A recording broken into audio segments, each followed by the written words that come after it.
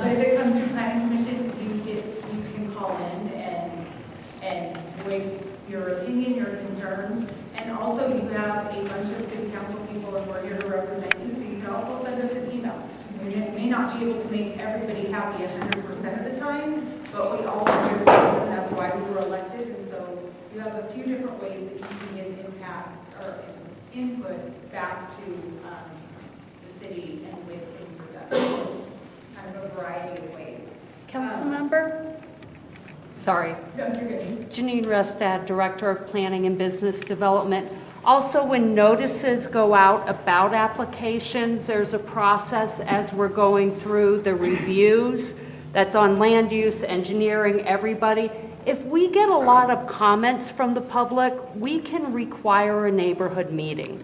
So please, when you see notices, if the neighborhood organization, HOAs, contact the case planner and we will have a neighborhood meeting where you can get more input. And I will say that in my neighborhood, they've done that a few times, not related to data centers, but related to gas stations, another favorite topic. And so they've had quite a few community meetings related to gas stations in my area. They put them up virtually, people can call in and ask their questions or give their feedback when it comes to that. So definitely you can make sure and get your neighbors together if you want to have a meeting and get some feedback that way as well. So here's a question for Xcel. Why won't we be 100% green by 2030? Because we still need to keep the lights on. So again, it's like we were talking about the battery storage. We don't have the technology currently to keep running electric power when it's not shining, the sun isn't shining and the wind isn't blowing. So that's why our goal is shooting for 80%, we'll hit 88%. We have committed to be 100% carbon-free or clean by 2050, but that is contingent on current advancements in geothermal and some other advancements in clean energy to get us to the 100% carbon-free. So right now, as it stands today, we can generate 88% and keep everybody's lights on as we are today with wind and solar. Golf courses provide direct benefits for residents and they're publicly operated. What benefits come from data centers as they pass by? I think we touched on it a little bit. We don't have these phones. The massive use of data is proliferation of data. Every website you go to, every phone call you make, every web page you visit, every photo you take, it's all stored in data center somewhere by some customer. The major business, retail, businesses tracking packages, the U.S. Postal Service tracking packages. All of that data has to go somewhere, and it all is in data centers. Not just ours, everybody's out. More directly to use the resident is the taxes. The taxes that the data center the data center is paying is going to your schools in that area. The City of Aurora is getting a very large benefit from a very large data center in your area. Do we have actual numbers on any of those benefits? We talked about like vaguely thousands of jobs, vaguely large amounts. You have very specific numbers when it comes to our questions about like water usage, but what are the actual numbers? How many people are directly employed from this community in the currently existing data centers day to day? They don't want to tell you that. They're not going to. They're not going to tell you that. They don't want to tell you that. Again, folks, I can only speak to QTS and our campus here. I cannot speak to every data center and every company out there. Okay? QTS came here to answer your questions, and we're going to try to answer your questions as best we can. Okay? We've got direct employees on our campus. Okay? At the end of the day, we will probably have about 75 to 100 people who gets hired and what their position is. Oh, wow. Across those 3 buildings. Okay? We have contractors there now that's in several hundreds, but they will eventually go away. But we've always got maintenance activities going on, equipment that needs to be done, electricians that are up there, mechanical vendors, elevator vendors. All of those vendors are hiring people to work at these types of facilities. Are you working with union vendors for things like electricians? You guys, we can't hear what everybody's talking over each other, which is why we asked for these. So that's not going to tell you today. Now, exactly how many vendors and how many new jobs are being created, honestly, I cannot tell you because, again, Denver and the Front Range is an established market, so these vendors already exist. I know, for example, our generator, our chiller vendor, had to hire 6 new technicians, specifically, because of the number of chillers we're deploying. But beyond that, some are absorbed in the current market, and others are new jobs. But specifically, how many jobs it's going to, I cannot tell you.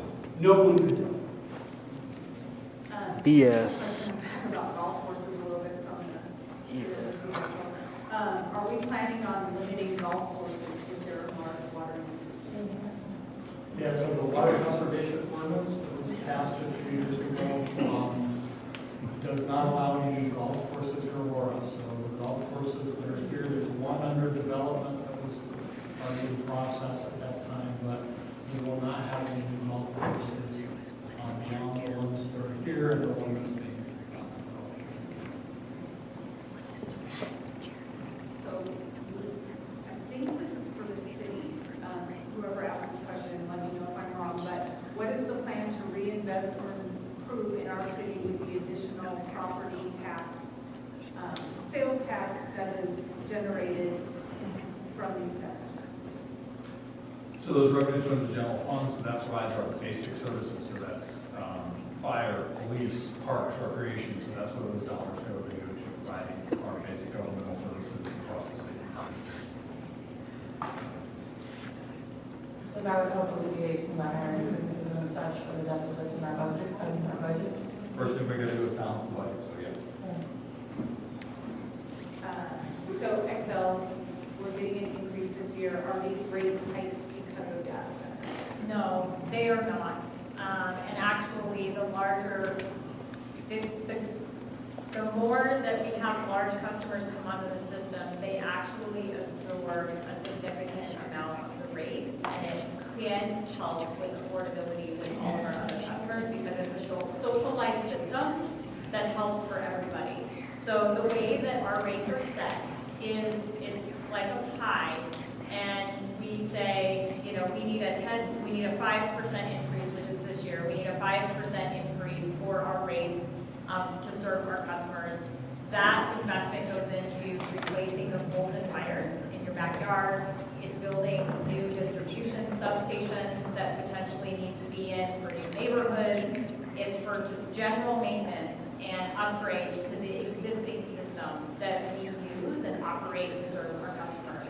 That is what the rate increases are for. When we ask for a total amount, let's just say, you know, it's $100 million that we need for a rate increase. We say to the Public Utilities Commission, we need $100 million for the rate increase. And we have 4 categories of rates. So we have a residential rate, we have actually a streetlight rate for cities that pay for the streetlight service, we have a small business rate, and then we have a commercial and industrial rate. And that entire, the pie, the whole pie pays that $100 million. And what the Public Utilities Commission does is says, okay, the commercial and industrial class will pay this percentage of the rate of that $100 million. And the small business slice will pay this percentage, and the street lighting pays this percentage. And so what is left is then socialized to all of the residential customers across our system. So if we have a larger slice of the pie for the commercial and industrial, a larger portion or percentage of that $100 million would then be paid by that certain pie.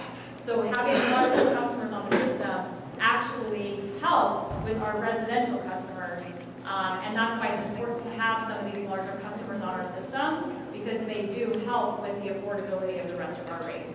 But our residential customers are separate, and they're protected, and they're not paying for the other 3 portions of the pie. How many gigawatts of power capacity does Xcel have? In Colorado right now, on a day in July, at 6 p.m., when everybody's running their air conditioning, it's 7,300 megawatts.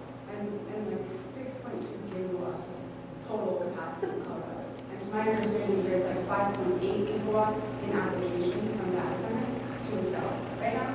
So I guess my question is, if the story is that more data centers are making our rates go down, why aren't our rates going down? You understand that there's a massive push for data centers right now. Why are we seeing the largest rate increases in the history of the state? So 7,300 is current at peak load on a summer day. Okay? We do not have a customer larger currently on our system than 240 megawatts. The largest customer that we have on our system is the Evergrass Steel Mill in Pueblo. So they are currently the largest customer. We do not have a data center that is any more than not even close to 240. I think QTS is planned over the next 5 years at 177 megawatts. We'll be pushing about 200. About 200 megawatts over the next 5 years. So, and they are the largest data center that is on our system currently today. So any of the news that you see on data centers that are in queue, that have applications into the company, it's not real. They put in an application and say, we would like to have power from you, Xcel Energy, and this is what we think we're going to have. But then we say, we don't have that on our system right now. And unless you're willing to wait 1 year, 3 years, 10 years, based off of what our Colorado Public Utilities Commission is giving us approval and authorization for, we will not be able to build that. And so that 5.8 is not a real number. That is just data centers asking to see if we can serve that, but it's not real today. So I have a question about Europe. Do you guys know anything about European data centers? We have experience in Europe. I have very little, this much knowledge. Are they different than ours? Fundamentally. Not off the QTS design. The QTS design that we have in the Netherlands is just like the one we have in the Netherlands. I would give a real quick follow-up. If you go and you know where to look, I'm a former budget and finance director, so I know where to look, publicly available. Their property tax bill is $4.558 million. GTS's. That was What's the incentive? How much of that would be previously? So that's the property tax bill, we own that property. But the incentive.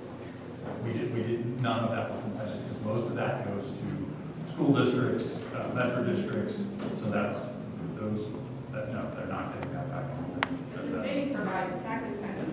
We on use tax, sales tax and use tax. How much?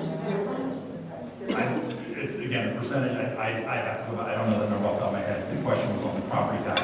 No, of course you don't. $558 million. Of course. So basically, our community government as a whole isn't really going to benefit, but it is going to be our school districts that are predominantly closing down because there's so many people leaving the county.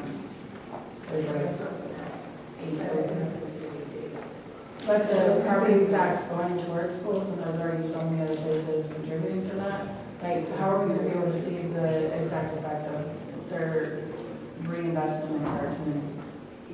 I'm going to touch briefly on that because in Ward 2, we have a line of schools waiting to be built to fill the needs of neighborhoods being built, and APS cannot keep up with it.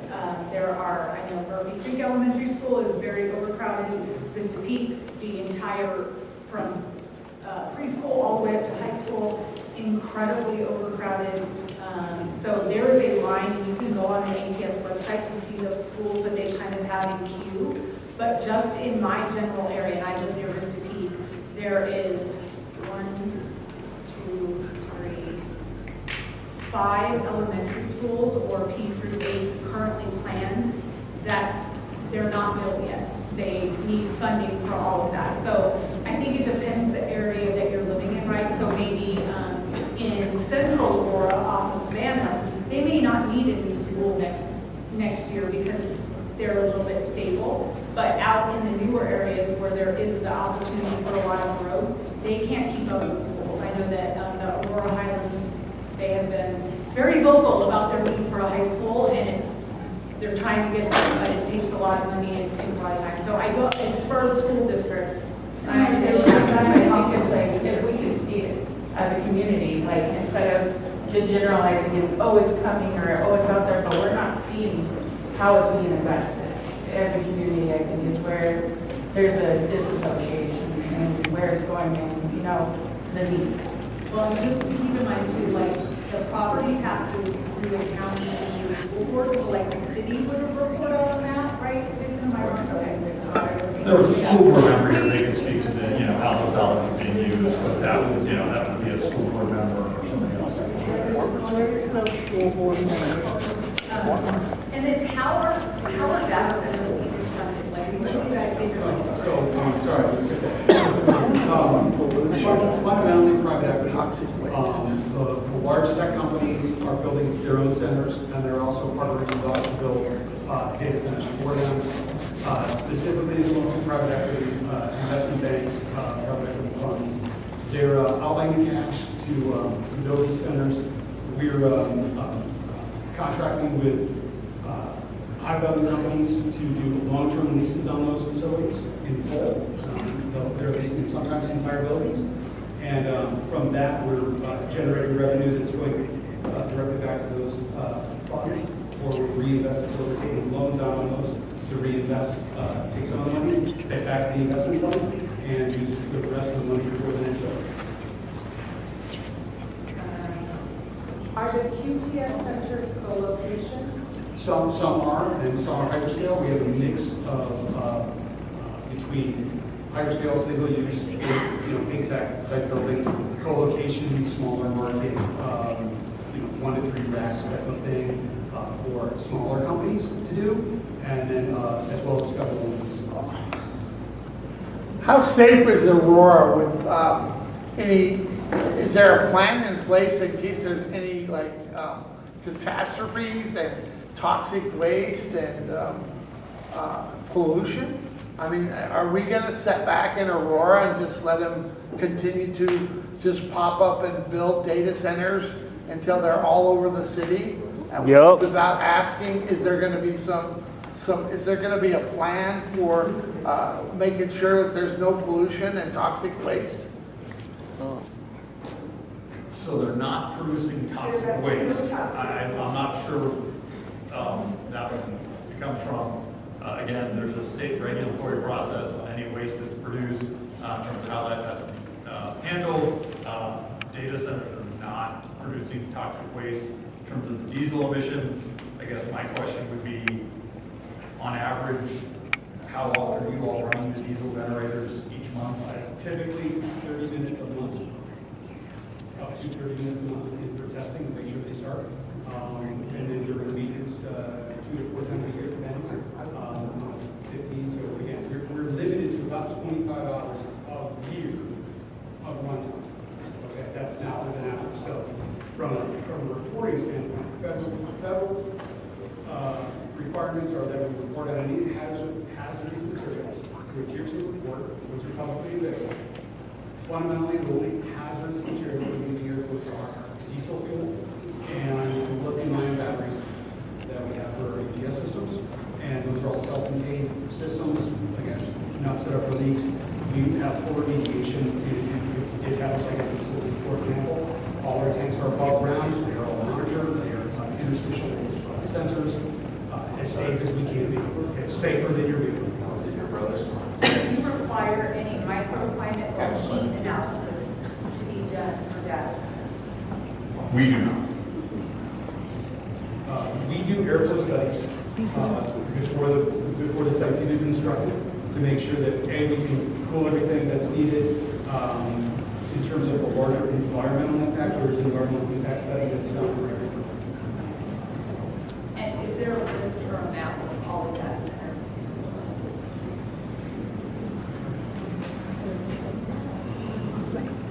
Do we have one? Okay, we've got one, yeah. I haven't seen it, so that's why I have to ask the question. I would like to know why is the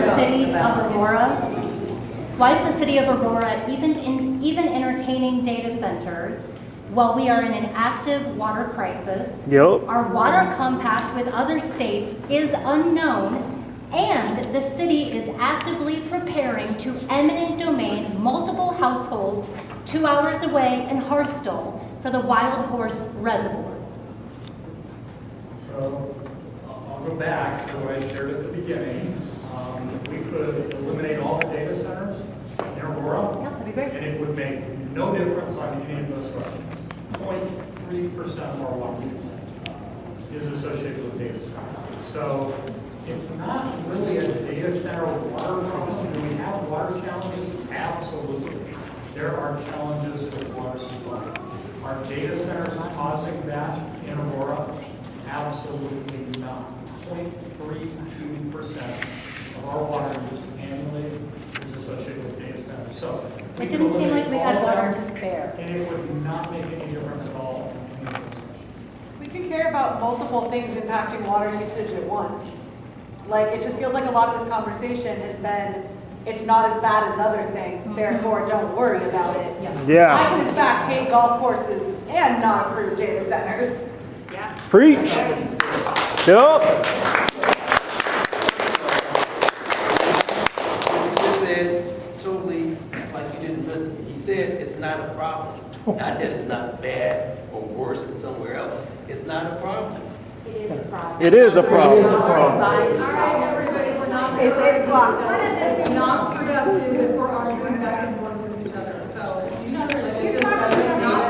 We have questions. If you have a question, you can raise your hand, but please don't argue about each other. It really doesn't help us get the answers that we need, and it's not gonna help you guys get, like, your questions resolved, so let's just not argue amongst each other. I do have one more question up here, and then I'll go to the raised hand, because I don't know what this means.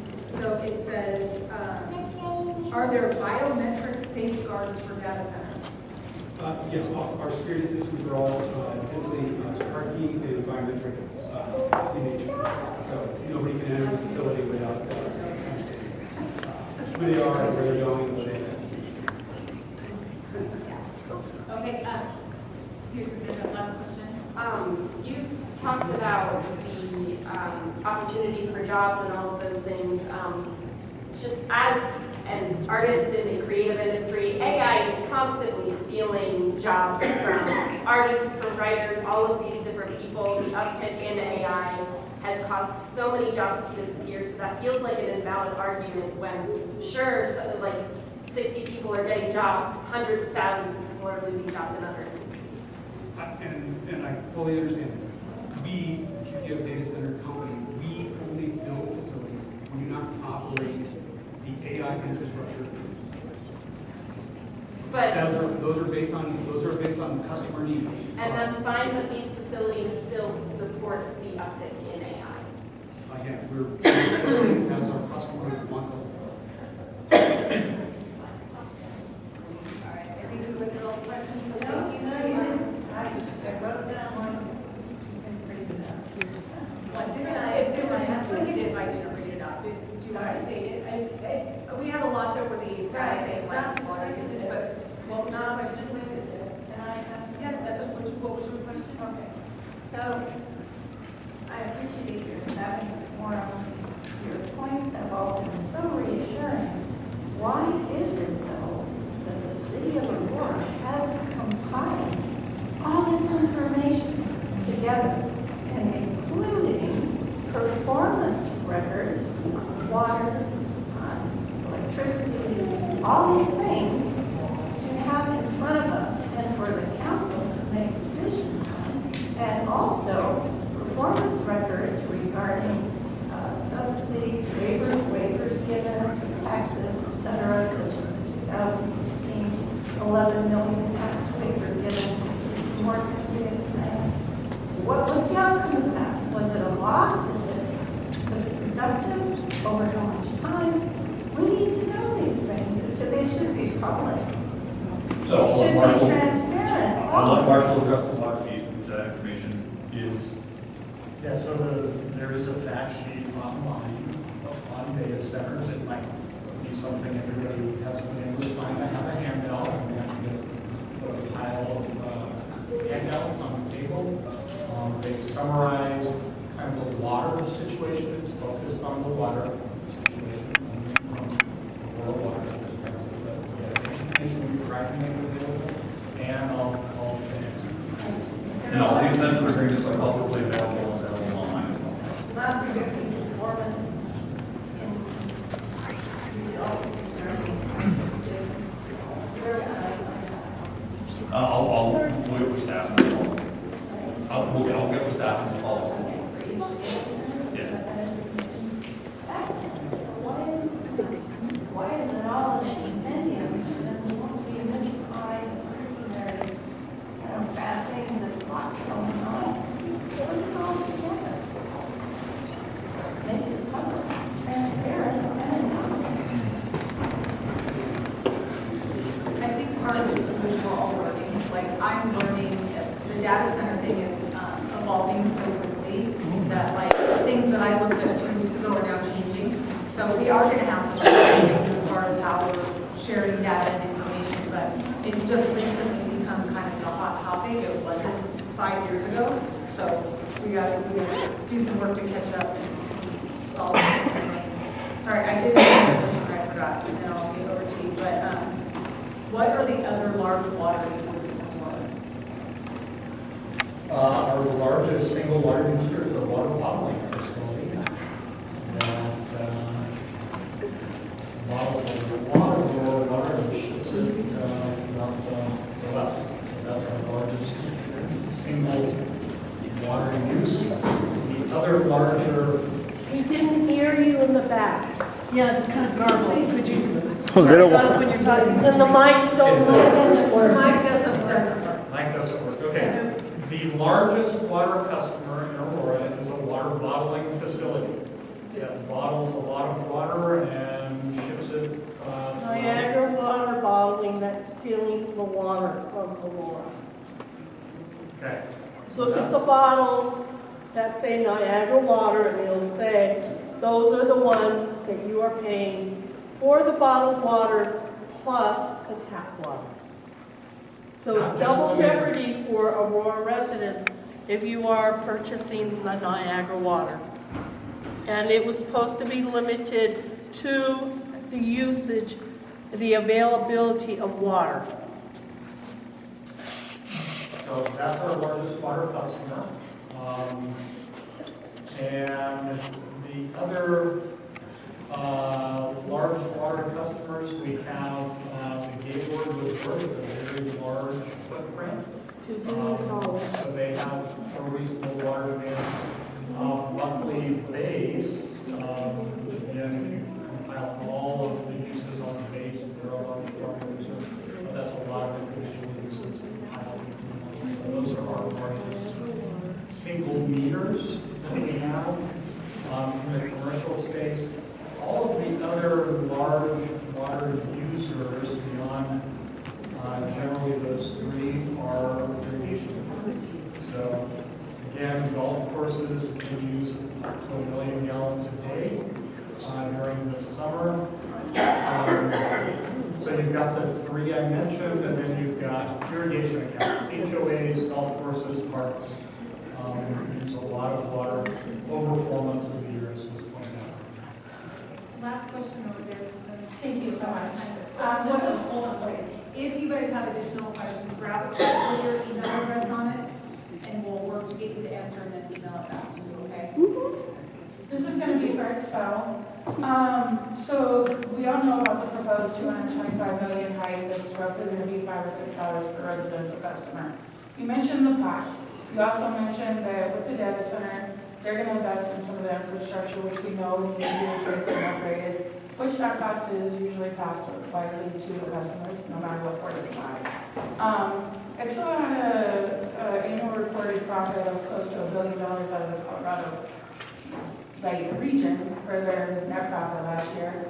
So with them building more infrastructure, is that cost, is the first part of that, is that infrastructure only going to benefit them or everyone? And secondly, if they are investing in our infrastructure to like kind of update and whatnot, will we see price increases? Because typically when the PUC introduces new price hikes, they're typically not declined or denied. They usually get what you ask for. Okay, there were a lot of questions there, so I'm so sorry. it's okay if I don't answer that, let me know. Yes, ma'am. Okay. So when a data center needs additional infrastructure, they pay for the entire cost of all of that infrastructure to be built and connected onto the grid. And is that only for them or is that for everyone? Some of it is for just them, so they own and have to operate their own distribution infrastructure because they have different voltage requirements. So distribution is the poles and wires that we have in our neighborhoods and in our cities and in our communities. So they own and operate their own distribution infrastructure because they have different voltage requirements that they need that we don't have as a standard equipment in the state of Colorado, that we don't own and operate that. So they own and operate their own distribution. They then will interconnect up into our transmission lines, which are the big lines that you see that are pulling power in and out of generation facilities and then putting it into a substation, and then the substation is then putting it down to the distribution. So if they require more transmission lines to be built to interconnect into that larger electric grid, they pay for all of that too. That transmission infrastructure is interconnected to the entire grid, and so we are all using that larger grid. And so and then the maintenance of the transmission is paid for by the data centers. Do they ever have an option to like cut us off of that? If something happened with the water or, No. you know, just hypothetical? Yeah, If they're so theirs, when it they- may be cut off. So when they own and operate their distribution system, that's theirs. So they can do whatever they want to it as long as it meets our standard electric requirements when it interconnects into the transmission line.